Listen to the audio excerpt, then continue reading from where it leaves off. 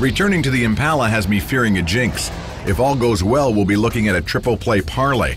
If you're following this build, you know that kind of trifecta for straight success is far more odd than even. The guys aren't the gamble, but everything else is. Window regulators, bumper, wiper system, console. Divide and conquer? Yeah, actually I'm gonna have Carlos start out on the heater. Okay. I'll have you start out on the gauges on the bench over here, and let's get the party started. All right. On the heater install, we put the heater underneath the dash.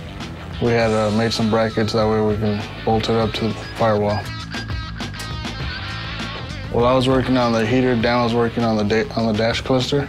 He was installing new gauges in it, doing some painting on it, that way it looks new. At first glance, this original cluster looks fine. A little tired, maybe. Most guys would leave it be. Not classic. They sell this stuff, so why not put in the latest, greatest, and cleanest? The second thing I had to install was the linkage for the wiper system and the motor.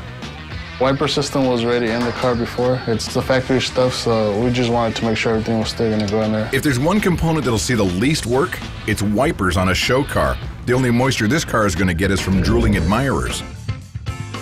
The power window assemblies that we got are actually very new to the market. They use GM motors and GM switches, which I like a lot. We quickly realized once we installed them that the bolt pattern was off just a little bit, but enough to really make the install a problem. Comparing to an original showed the problem fast.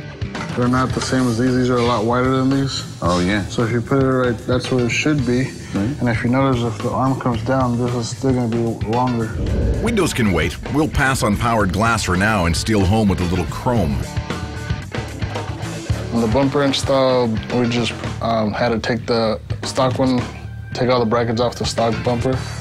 Yes, cars come apart in pieces, but then pieces can come apart in pieces too. This rear end wraparound will need a little mix and match to fit right. New brackets are available, but hiding some old holds behind some new shine will ensure a tight fit. Any old hardware installed will get a complete cleanup. The bumper that we got from Classic Industries actually assembled quite well. We decided to go with the original bracketry just because it fits the frame usually a little bit better than the aftermarket stuff.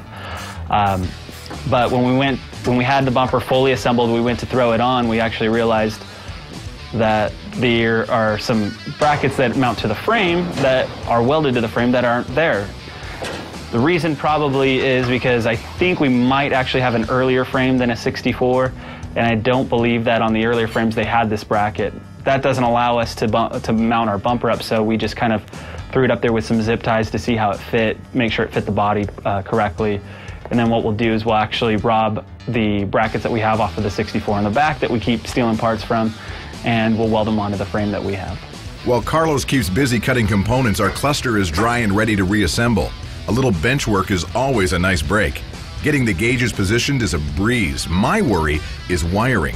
Having the turn signal come on when you pump the brake just won't cut it.